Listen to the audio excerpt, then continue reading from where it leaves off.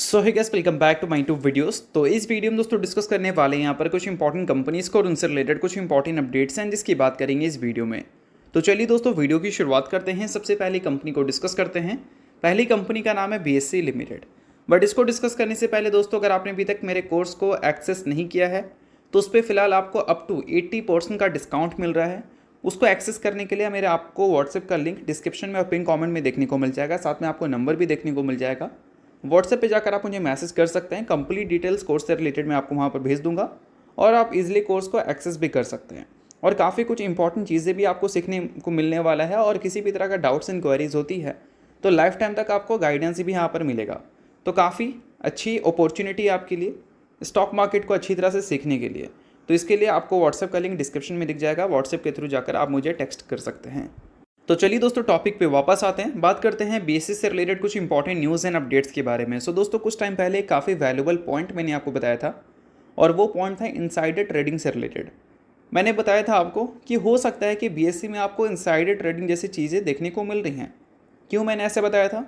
क्योंकि कोई भी न्यूज़ जब आता था तो उस न्यूज़ के आने से पहले ही एक हफ्ते पहले ही स्टॉक आपको अच्छा परफॉर्म या ख़राब परफॉर्म करता हुआ दिख जाता था। जब बीएससी ने अपनी एक्सपायरी को बदला था, फ्राइडे से ट्यूसडे किया था, तो न्यूज़ जब आया था उससे कई टाइम पहले ही बीएससी लगातार अच्छे परफॉर्मेंस डिलीवर करना शुरू कर दी थी। यानी कि मार्केट के कई सारे लोगों को ये लग रहा था कि बीएससी में कुछ अच्छा हो सकता है और वो अच्छा हुआ भी। उसके बाद कंपनी ने रेवेन्यू एंड प्रॉफिट काफ़ी अच्छी ग्रोथ दिखाई अपनी एक्सपायरी को बदलने के बाद। फिर जब एनएससी ने अपनी एक्सपायरी को थर्सडे से मंडे शिफ्ट करने का फैसला किया तो ये न्यूज़ जब पब्लिश हुआ उससे कई टाइम से पहले ही बीएससी आपको लगातार वीक परफॉर्म करता हुआ दिखा। तो कहीं ना कहीं काफ़ी सारे लोगों को ये पहले से पता था कि बीएससी में कुछ चीज़ें ऐसी होने वाली हैं जो कि नेगेटिव इम्पैक्ट देंगी और वो इम्पैक्ट हमें एनएससी की तरफ से देखने को मिल गया। और अब दोस्तों कुछ टाइम पहले ही आपको बीएससी में जो वन साइडेड तेज़ी देखने को मिल रही थी, तो एक वीडियो में मैंने आपको बताया था कि काफ़ी ज़्यादा पॉसिबिलिटी है कि पास्ट में जो ऐसा चीज़ें बीएससी में हुआ है उसके बेसिस पे ये हम प्रेडिक्ट कर सकते हैं कि आने वाले कल में बीएससी में कुछ अच्छी चीज़ें होने की पॉसिबिलिटी है। क्योंकि बीएससी पिछले कुछ टाइम से लगातार वन साइडेड मूव दे रहा है और वो वन साइडेड मूव अपस्विंग की तरफ है। और आज के दिन भी अगर देखोगे तो बीएससी के परफॉर्मेंस आपको अच्छे ही देखने को मिलेंगे, आप देख लेना। अब दोस्तों आज के दिन बीएससी से रिलेटेड क्या न्यूज़ है, तो न्यूज़ यहाँ पर यह है कि कल के दिन बीएससी ने एक नोटिस अपडेट किया था एक्सचेंज में। इस नोटिस में इसने मेंशन किया कि 30 मार्च को ये बोर्ड मीटिंग कंडक्ट करने वाले हैं और उस बोर्ड मीटिंग में प्रपोजल रखा जाना है बोनस का। यानी कि बोनस का प्रपोजल ये रखेगी। और ऑब्वियस सी बात है कि बोनस स्प्लिट का प्रपोजल जब भी कोई कंपनी के बोर्ड मीटिंग में रखा जाता है तो ऑब्वियस सी बात है कि उसके स्टॉक इस न्यूज़ की वजह से पॉजिटिव रिएक्ट करते हैं, वॉल्यूम्स बढ़ने की पॉसिबिलिटीज़ रहती हैं। और ये न्यूज़ की वजह से आज के दिन बीएससी ने कहीं ना कहीं अच्छा रिएक्ट किया है। और ये न्यूज़ तो देखा जाए तो कल पब्लिश हुआ है, बट बीएससी के परफॉर्मेंस अगर पिछले एक हफ्ते डेढ़ हफ्ते का देखोगे तो बहुत अच्छा देखने को मिलेगा। और कुछ दिन पहले ही मैंने बताया था कि इतनी अच्छी परफॉर्मेंस अगर आ रही है तो इससे एक डाउट बन रहा है कि आगे चलकर बीएससी में कुछ अच्छी खबर आ सकती है, क्योंकि पहले भी ऐसा कुछ हुआ है। और दोस्तों अगर वो सारी चीज़ों को हटाकर अगर हम सिर्फ बोनस पे कॉन्सेंट्रेट करें तो बीएससी ऐसा नहीं कि पहली बार बोनस देने जा रही है। बोनस, बायबैक की न्यूज़ कंपनी और बोल सकते हैं डिविडेंड की न्यूज़ कंपनी कई बार हमें देती हुई नज़र आती है। अभी कुछ टाइम पहले ही पिछले साल जून में कंपनी ने 15 रुपये पर इक्विटी शेयर के हिसाब से डिविडेंड दिया था। 2023 में कंपनी ने बायबैक दिया था, उससे पहले कंपनी ने डिविडेंड दिया था, फिर कंपनी ने डिविडेंड दिया था। फिर 2022 में कंपनी ने 1:2 की रेशो 2:1 की रेशो में बोनस भी दी थी। इसका मतलब एक शेयर के बदले कंपनी अपने इन्वेस्टर्स को 2 शेयर दे रही थी बोनस के तौर पर। और उससे पहले डिविडेंड बायबैक से रिलेटेड भी हमें चीज़ें सुनने को मिली थी। तो चलो अच्छी बात है कि कंपनी बोनस दे रही है, तो इस वजह से स्टॉक में एक अच्छी मूव देखने को मिल रही है। बट कहीं ना कहीं कंसर्न ये है कि कोई भी न्यूज़ आने से पहले ही अगर स्टॉक रिएक्ट कर रहा है तो कहीं ना कहीं इनसाइडर ट्रेडिंग का मसला है।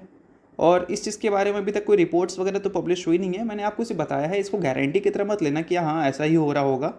ये हो सकता है इत्तेफाक भी है, बट जो चीज़ें नोट करने वाली है उसे नोट करना इंपॉर्टेंट होता है। तो एज ए इन्वेस्टर इस चीज़ को आप नोट कर लो। तो चलिए दोस्तों डिस्कस करते हैं अब अगली कंपनी को। अगली कंपनी का नाम है टाटा मोटर्स लिमिटेड। सो दोस्तों अगर पिछले एक साल की बात करें तो टाटा मोटर्स के परफॉर्मेंस नो डाउट अगर हम रेवेन्यू के हिसाब से देखें तो कुछ खास देखने को नहीं मिलेंगे, बट प्रॉफिट के हिसाब से देखें तो बहुत खास देखने को मिलेंगे। प्रॉफिट कंपनी के 58% से ग्रो किए हैं, बट रेवेन्यू सिर्फ हमें 5% से ग्रो करता हुआ नजर आया है।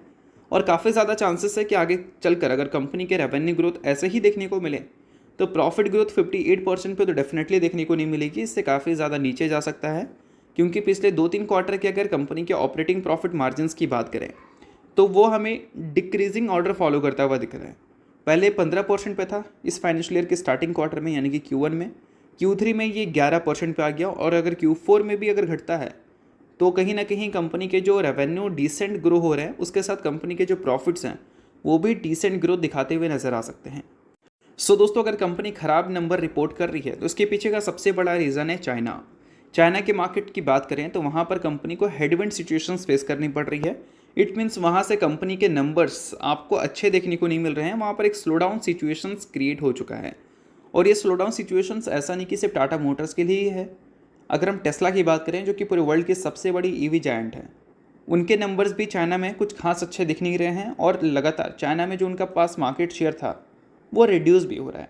तो चाइना में बड़े बड़े प्लेयर अगर मार्केट शेयर अपनी रिड्यूस कर रहे हैं तो गेन कौन कर रहा है? तो गेन कर रहे हैं चाइना के लोकल प्लेयर्स, यानी कि BYD, जो कि एक तरह से देखा जाए तो second most valuable EV company है, वो चाइना में अच्छा कर रही है। और इस वजह से बड़े बड़े कंपनीज जो कि ईवी सेक्टर में डील करती हैं उनके नंबर चाइना से आपको ख़राब देखने को मिल रहे हैं। बट अगर चाइना के मार्केट से ख़राब है तो कहीं के मार्केट से तो अच्छा परफॉर्मेंस आ रहा होगा, तो वो मार्केट है दोस्तों US का। ईयर टू डेट अगर देखोगे तो US से कंपनी को 25% के रेवेन्यू मिली है, और उम्मीद है आगे भी परफॉर्मेंस हमें स्ट्रॉन्ग ही देखने को मिलने वाली है। तो इन्हीं सारी चीज़ों को लेकर ब्रोकरेज हाउस ने टाटा मोटर्स को लेकर बिलीव काफ़ी अच्छा रखा था। बट मैंने एक पॉइंट आपको बताया रखी थी, और वो पॉइंट ये था कि सिर्फ US का मार्केट ही टाटा मोटर्स के नंबर के लिए बहुत बड़ा राहत की बात नहीं है। टाटा मोटर्स चाइना से भी अच्छा रेवेन्यू जनरेट करती थी, यूरोप से, UK से भी जनरेट करती थी। तो सभी मार्केट जब तक अच्छे नहीं होंगे तब तक टाटा मोटर्स के नंबर से हम बहुत बड़ी ग्रोथ तो विटनेस नहीं कर सकते। और US मार्केट से जो कंपनी डबल डिजिट की ग्रोथ अचीव कर पा रही है और आगे भी अच्छा रिपोर्ट कर सकती है, उसको लेकर भी एक अनसर्टेनिटी है, और वो अनसर्टेनिटी है ट्रम्प के टैरिफ। और दोस्तों, वो अनसर्टेनिटी जो है वो अब देखा जाए तो क्लियर भी हो चुकी है, और इस वजह से आज के दिन टाटा मोटर्स जो है वो अप टू 6% आपको गिरता हुआ देखने को मिला है। क्योंकि यहाँ पर US ने अनाउंस कर दिया है कि जो भी ऑटो इम्पोर्ट्स होते हैं उसके ऊपर वो 25% की टैरिफ लगाएंगे। अब इस न्यूज़ की वजह से सिर्फ ऐसा नहीं कि टाटा मोटर्स ही पिटाई है। अगर हम बात करें निफ्टी ऑटो की तो उसमें करीब आपको 1.28% की फॉल देखने को मिल रही है। अब एक इंडेक्स 1.28% गिरा है तो इसका मतलब ये तो नहीं कि सिर्फ टाटा मोटर्स की वजह से ही गिर गया होगा। इंडेक्स में बहुत सारी कंपनी हैं जो कि US में डील करती है, अपने ऑटो पार्ट्स वहाँ पर इंपोर्ट करती है, या फिर बोल सकते हैं हमारे यहाँ से एक्सपोर्ट होता है। तो बहुत सारी कंपनी को प्रॉब्लम हुआ है, इस वजह से आज के दिन निफ्टी ऑटो में ही आपको 1.29% की फॉल दिखी है, और टाटा मोटर जैसी कंपनीज भी आपको गिरती हुई दिखी है। अब इन सारी चीज़ों के बाद आपको क्या करना है उसको लेकर मेरा कोई राय नहीं रहेगा, बट एक पॉइंट ज़रूर मैं आपको बताना चाहूँगा कि कंपनी जब अपनी Q4 के अर्निंग्स रिपोर्ट करेगी तो उसके बाद कंपनी क्या गाइडेंस देगी उसे सिर्फ देखो। वो गाइडेंस के बेसिस पे आप अपना डिसीजन बनाना कि आगे चलकर कंपनी के नंबर जो आएंगे वो आपके जो विज़न है उसको सूट कर रहे हैं या नहीं। अगर सूट कर रहे हैं तो फिर आप होल्ड कर सकते हैं, और नहीं सूट कर रहे हैं तो आप एग्जिट कर सकते हैं। तो कंप्लीट कंपनी के गाइडेंस पे ही अभी ध्यान दो। ये सारी न्यूज़ को इग्नोर फिलहाल करो, इग्नोर तो नहीं करना है, बट हाँ इन सारी न्यूज़ के बेसिस पे कंपनी के गाइडेंस पे काफ़ी इंपॉर्टेंट बोल सकते हैं नज़र आएगा मार्केट का, उस पर ज़्यादा ध्यान देना। तो चलिए दोस्तों डिस्कस करते हैं अब अगली कंपनी को। अगली कंपनी का नाम है दोस्तों विप्रो लिमिटेड। अब दोस्तों विप्रो की बात करें तो इस कंपनी का शेयर आज के दिन वंस अगेन आपको फोकस में रहता हुआ दिखा है। फोकस में रहने का सबसे बड़ा रीज़न यह है कि कल के दिन कंपनी ने एक प्रेस रिलीज़ अपडेट किया था एक्सचेंज में, जिसमें मेंशन था कि उसने 10 साल का मैसिव डील साइन की है जिसका वर्थ है $650 मिलियन। और ये जो डील साइन हुआ है वो रीएश्योर UK सर्विसेज के साथ साइन हुआ है, विप्रो की सब्सिडरी का, या फिर बोल सकते हैं विप्रो की जो सब्सिडरी है उसने रीएश्योर UK सर्विसेज के साथ 10 साल का एक मैसिव डील साइन किया है जिसका वर्थ है $650 मिलियन। और इसी वजह से आज के दिन विप्रो आपको फोकस में भी रहती हुई दिखी है। सो अगर आप विप्रो के इन्वेस्टर हैं तो इस न्यूज़ को नोट कर लो। इन्वेस्टर नहीं है, इग्नोर कर सकते हैं, न्यूज़ थी इस वजह से मैंने बता दिया। बाकी किसी भी तरह का बाय सेल या होल्ड रिकमेंडेशन नहीं है। और विप्रो के जो भी इन्वेस्टर्स हैं उनको अगर नोट करना है कुछ इंपॉर्टेंट चीज़ों को तो इस डील को तो नोट कर ही लो, बट उसके साथ विप्रो के Q4 के अर्निंग्स को देखना, जिससे बहुत ज़्यादा ग्रोथ की तो हम उम्मीद नहीं कर सकते हैं, क्योंकि पूरे IT कंपनीज 2025 के फाइनेंशियल ईयर में आपको एक रिकवरी फेस में दिखी है, ना कि ग्रोइंग फेस में। तो यहाँ पर हम उम्मीद क्या करेंगे, यहाँ पर उम्मीद करेंगे कि कंपनी एक डिसेंट नंबर दिखा दे और FY26 को लेकर कंपनी अच्छे गाइडेंस हमें दिखा दें, क्योंकि 2025 में गाइडेंस तो कंपनी ने डिसेंट ही दिखाया था। 2026 में कंपनी गाइडेंस अच्छा दिखाएगी, इसकी पॉसिबिलिटीज़ कम है, क्योंकि यूएस की जो बड़ी बड़ी कंपनीज़ के लिए हमारी कंपनी काम करती है उनके पास एक अनसर्टन सिचुएशन है, इस वजह से वो अपने स्पेंडिंग को कट कर रहे हैं। तो काफ़ी ज़्यादा चांसेस है कि कुछ कंपनी नेगेटिव गाइडेंस भी दे सकती है, तो कुछ कंपनी अगर पॉजिटिव गाइडेंस देगी तो सिंगल डिजिट में ही वो आपको देखने को मिलेगा। तो इस चीज़ पे ध्यान देना है एज ए इन्वेस्टर। तो चलिए दोस्तों, ये सारी कुछ इंपॉर्टेंट अपडेट थी जिसकी बात की हमने इस वीडियो में। होप करता हूँ वीडियो आपको अच्छा लगा, वीडियो लाइक कीजिए, पहली बार सब्सक्राइब कीजिए। वीडियो के लिए बहुत बहुत शुक्रिया।